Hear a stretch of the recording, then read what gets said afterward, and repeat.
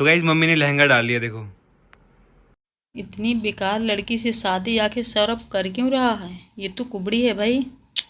खैर friends, welcome है आप सभी का। आई होप आप सभी अच्छे होंगे। मेरे चैनल में आप सभी का स्वागत है। और आज सच में फ्रेंड्स, मैं जो चीज़ें बताऊंगी आप सुन के शौक रह जाएंगे, क्योंकि मैंने जब देखा तो मैं ही शौक रह गई कि बताओ ऐसी लड़की के साथ आखिर शादी क्यों कर रहा है सौरभ। मेरे समझ में नहीं आ रहा। आप सभी कहोगे कि आपसे क्या मतलब है यार। क्यों नहीं मतलब है, पब्लिक की कुछ चीज़ें हो रही तो ख़राब लगता है। इतना बड़ा ब्लॉगर है और ऐसी लड़की से शादी कर रहा है। खैर कैसी लड़की है आप सबको इस ब्लॉग में बीच में दिखाऊंगी। लड़की को मैं ख़राब क्यों कह रही हूँ, मैंने उसका फेस देखा, उसकी बॉडी देखी, सब कुछ मैंने देखा, मुझे बिल्कुल भी वो अच्छी नहीं लगी है। खैर बने रहिएगा, आप सबको दिखाऊंगी और बताऊंगी भी आखिर मैं ऐसा क्यों कह रही हूँ, क्यों उसके बारे में बात कर रही हूँ। ठीक है।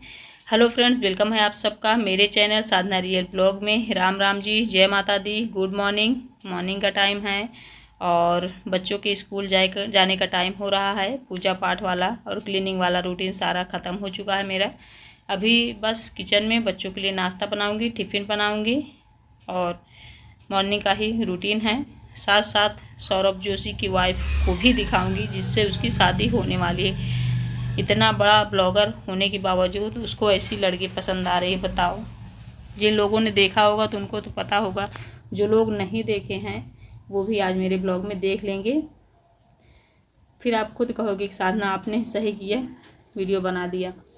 यहाँ पे देखिए फ्रेंड्स, बैगन और आलू टमाटर की सब्ज़ी बनने वाली है। आप सभी जानते हैं नवरात्रि चल रही तो लहसुन प्याज तो बनाना नहीं है, तो मैं क्या करूँगी, हींग और थोड़ी सी मेथी डाल दूँगी जिससे बैगन का जो बादीपना होता है वो कम हो जाए। क्योंकि लहसुन बैगन में पड़ती है, बिना लहसुन के नहीं बनाना चाहिए, बादी होता है। लेकिन व्रत पूजा में तो खा नहीं सकते लहसुन। वैसे भी कुछ उपवास ऐसे होते हैं, कुछ अनुष्ठान ऐसे होते हैं जहाँ बैगन भी वैध है, नहीं बनता है। जैसे कि कोई इंसान जब चला जाता है माघ मेले में कलावास करने, वहाँ पे बैगन नहीं बनाया जाता है खाने में, मतलब बैगन नहीं चाहिए खाना। बैगन भी दूषित होता है पर हम लोग खा लेते हैं क्योंकि प्याज जैसा ही इसमें स्मेल नहीं आती है। लहसुन प्याज में क्या होता है, एक अजीब सी स्मेल आती है, इसलिए लोग उसे अवॉइड कर देते हैं पूजा पाठ वाले दिनों में, जैसे नवरात्रि हो गया, सावन हो गया, इन सब चीज़ों में। क्योंकि जो स्मेल होती है ना, वही एक गलत प्रभाव छोड़ देती है। उसी से हमें लगता है ये चीज़ें नेगेटिव हैं, इन्हें हमें अवॉइड करना चाहिए। जैसे कि बहुत सारे लोग मांस मदिरा भी त्याग देते हैं, उसमें भी यही सारी चीज़ें हैं, क्योंकि वो तामसिक चीज़ें हैं और उसमें गंध अजीब सी आती है, इसलिए उसे लोग इन दिनों छोड़ देते हैं। हम लोग लहसुन प्याज छोड़ देते हैं जो लोग वेजिटेरियन हैं। फिर देखिए फ्रेंड्स, सब्जी मैंने पका के एक तरफ कढ़ाई में रख दिया है और पूड़ियाँ निकाल लूँगी। आप लोग कहो कि इस टाइम आप पूड़ी ज़्यादा बनाती हैं, तो सुबह सुबह यही ऑप्शन ही रहता है। मैगी और चाउमीन ये सारी चीज़ें डेली बना नहीं सकती हूँ, तो ऑप्शन ज़्यादा नहीं है। कभी बच्चे कहेंगे मम्मी अजवाइन की कचौरी बना दो, कभी कहेंगे मसाले वाली कचौरी बना दो, कभी कहेंगे समोसा वाली कचौरी बना दो, कभी कहेंगे पूड़ी बना दो। यही सारा चलता रहता है। या तो फिर पोहे बना देती हूँ, क्योंकि पोहा भी हेल्दी होता है, नुकसान ज़्यादा नहीं करता। लेकिन मैगी चाउमीन सच में नुकसान करता है। और एक सिस्टर बोल भी रही थी कि जब से दुकान साधना तुम्हारी खुली है तुम ज़्यादातर पूड़ियाँ, अरे वो मैगी बनाती रहती हो। तो सच में है, दुकान से बच्चे निकाल के ले आते हैं, मुझे मजबूरन बनाना पड़ता है। कुछ चीज़ें हम जानते रहते हैं फिर भी वो चीज़ करते रहते हैं और उसका इफ़ेक्ट जो होता है हमारी लाइफ में, हमारे मानसिक स्वास्थ्य में, हमारे शारीरिक स्वास्थ्य में पड़ता है। ये नहीं है कि नहीं पड़ेगा, लेकिन फिर हम सोचते हैं चलो चलता है, लेकिन जो भी चीज़ें नुकसान करती हैं वो कभी चलती नहीं हैं, हमें उन्हें सच में अवॉइड करना चाहिए। खैर परसों वाले ब्लॉग में मैंने देखा सौरभ के, जब उसकी वाइफ बैठी थी तो एकदम अजीब सी लग रही थी फ्रेंड्स। पीछे तरफ से फेस तो उसने अभी तक अपना नहीं दिखाया है, लेकिन कुछ लोग जासूस हैं जो मतलब जान गए हैं फेस, और उन लोगों ने रिवील भी कर दिया है। मैंने भी देखा है ऐसे खुफिया रास्ता से। तो उसकी वाइफ में उतनी सारी कमी तो मुझे खास नहीं नज़र आई, लेकिन जिस हिसाब से वो इतना बड़ा ब्लॉगर है और इतना पॉपुलर है, उस हिसाब से मुझे लगता है कि वो लड़की उसके लिए परफेक्ट है नहीं। आप लोग देखोगे तो आप भी कहोगे क्योंकि देखने में कैसा लगता है सौरभ ये तो आप सभी जानते हैं, उसकी कमाई कितनी है वो भी आप जानते हैं। इधर देखिए गर्मा गर्म पूड़ी निकल आई है। अब मैं थाली में निकाल दूंगी इनके लिए। ये सब्जी हमारी पक गई है। देखिए इतनी गाड़ियों की आवाज़ आती रहती है मेरे दरवाजे से, मैं आवाज़ भरती हूँ तब भी बहुत सुनाई देती है। मैं क्या करूँ, परेशान हो चुकी हूँ।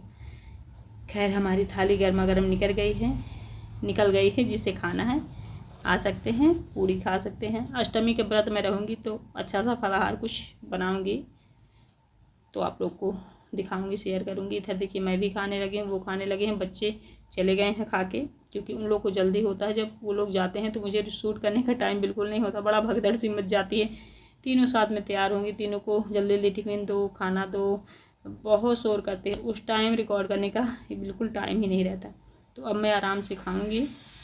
ये देखिए ये है सौरभ जोशी की वाइफ, जिसके साथ सौरभ की शादी हो रही है। और ये एकदम रियल तस्वीर है, कोई फेक नहीं है। आप लोग इसे कहीं से भी चेक करवा सकते हैं। तो आप लोगों को ये कैसी लग रही हैं मुझे बताना। मुझे तो उतनी खास नहीं लग रही है। और मैं कुबड़ी क्यों कह रही हूँ ये भी देखिए। ये देखिए बैठी हुई है, ये देखिए पीछे का पीठ जो इसका है कैसे निकला हुआ है ना, अजीब सा, पता नहीं ऐसा क्यों है। तो मुझे तो पर्सनली इतनी अच्छी नहीं लगी। आप लोगों को कैसी लग रही है सौरभ की पत्नी, आप लोग कमेंट करके बताना। देखिए सारा काम हो गया है ख़त्म। अभी 9 बज रहे होंगे, 9 बजे का टाइम है। ये अभी स्कूल नहीं गए हैं।